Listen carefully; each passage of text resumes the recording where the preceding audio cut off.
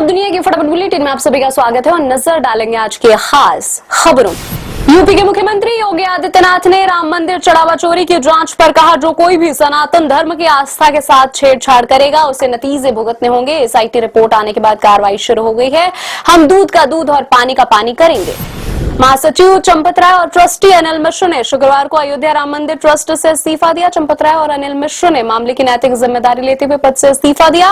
चोरी मामले में एफआईआर के बाद से ही माना जा रहा था कि ये दोनों वरिष्ठ पदाधिकारी अपने पद से इस्तीफा दे सकते हैं।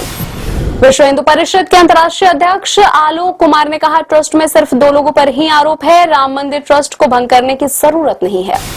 वेनेजुएला में आए भीषण भूकंप के बाद भारत ने मानवीय सहायता अभियान ऑपरेशन अमस्ताद के तहत इंडियन आर्मी की एक विशेष चिकित्सा टीम राहत के लिए मौके पर रवाना की है। टीम भूकंप प्रभावित लोगों को आपातकालीन चिकित्सा सेवा, ट्रॉमा मैनेजमेंट, जीवन रक्षक सर्जरी और अन्य जरूरी स्वास्थ्य सेवाएं उपलब्ध कराएगी। केतन अग्रवाल हत्याकांड में पुलिस आरोपी सिया गोयल और उसके प्रेमी चेतन चौधरी से पूछताछ कर रही है। इस मामले में आरोपी सिया के माता पिता ने कहा कि दोष साबित होने पर बेटी को सबसे कड़ी सजा मिलनी चाहिए, उसे भी उसी किले से नीचे फेंक दिया जाना चाहिए।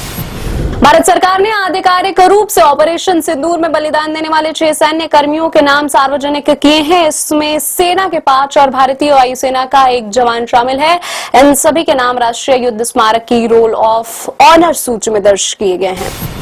अयोध्या स्थित राम मंदिर में कथित वित्तीय अनियमितताओं से जुड़े मामले में पुलिस ने बताया, श्री राम जन्मभूमि तीर्थ क्षेत्र की ओर से 8 लोगों के खिलाफ दर्ज प्राथमिकी के बाद सभी नामजद आरोपियों को हिरासत में ले लिया गया है। ट्रस्ट ने 6 लोगों के खिलाफ एफआईआर दर्ज कराई है। कांग्रेस के पूर्व अध्यक्ष राहुल गांधी ने लोकसभा में नेता प्रतिपक्ष के तौर पर अपने 2 साल पूरे किए हैं। इस मौके पर उन्होंने शुक्रवार को कहा कि सफर लंबा है, लेकिन देशवासियों के हक की लड़ाई लड़ने का उनका संकल्प अडिग है। राष्ट्रीय शैक्षणिक अनुसंधान और प्रशिक्षण परिषद यानी कि एनसीईआरटी की 9वीं कक्षा के समाज विज्ञान की किताब में निर्वाचन आयोग द्वारा कराया गया मतदाता सूची का विशेष गहन पुनरीक्षण यानी एसआईआर के बारे में पढ़ाया जाएगा।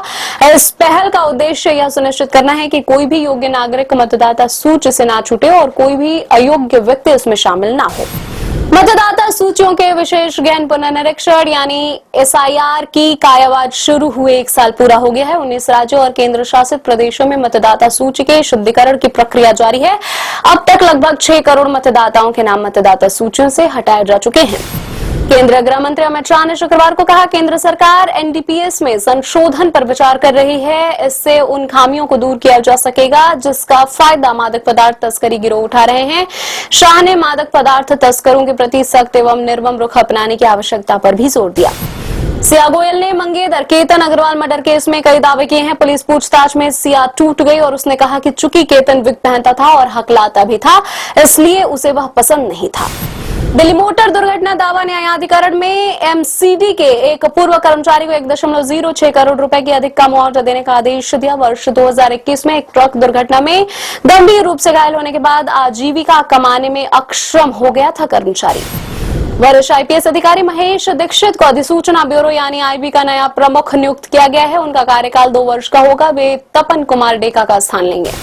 झारखंड के रामगढ़ जिले में ट्रक और वैन की टक्कर में 7 लोगों की मौत। झारखंड के मुख्यमंत्री हेमंत सोरेन ने हादसे में मारे गए लोगों के परिजनों के प्रति शोक संवेदनाएं व्यक्त की। रूस ने अपनी जमीन और अपने कब्जे वाले क्रीमिया पर सबसे बड़े यूक्रेनी ड्रोन हमलों में से एक की जानकारी दी है। रूस ने 660 ड्रोन मार गिराने का दावा किया है। संयुक्त राष्ट्र की समुद्री एजेंसी ने एक जहाज पर हुए ड्रोन हमले के बाद हॉर्मुज जलमरू मध्य से जहाजों को निकालने की योजना अस्थायी रूप से रोक दी है। ओमान के तट से 7.5 समुद्री मील दूर एक कंटेनर जहाज के दाईं ओर अज्ञात प्रक्षेपास्त्र ड्रोन से हमला हुआ, जिससे उसका ब्रिज क्षतिग्रस्त हो गया। भारत ने महिला टी20 विश्व कप मैच में मैनचेस्टर में बांग्लादेश को 5 विकेट से हराया। 137 रनों के टारगेट को भारत ने 17वें ओवर में ही चेंज कर लिया। भारत की ओर से शेफाली वर्मा ने 50 लगाई। Film the India story slow poison in progress का टीजर रिलीज हुआ। देश में बढ़ती कीटनाशक खेती से समाज पर पड़ रहे गंभीर प्रभावों को दिखाएगी फिल्म। काजल अग्रवाल और श्रेयस तलपड़े मुख्य भूमिका में आएंगे नजर। 24 जुलाई को रिलीज होगी ये फिल्म। अजय देवगन की अपकमिंग एक्शन फिल्म का टाइटल हुआ रिलीज। फिल्म का नाम होगा चौहान। अजय देवगन निभाएंगे कश्मीर में तैनात आर्मी ऑफिसर का किरदार। 1 अक्टूबर 2027 को रिलीज होगी ये फिल्म। ये थी आज की फटाफट बुलेटिन। ऐसे ही ताजा अपडेट्स के लिए बने रहे हमारे साथ, यानी कि विजिट करें वेब दुनिया पर।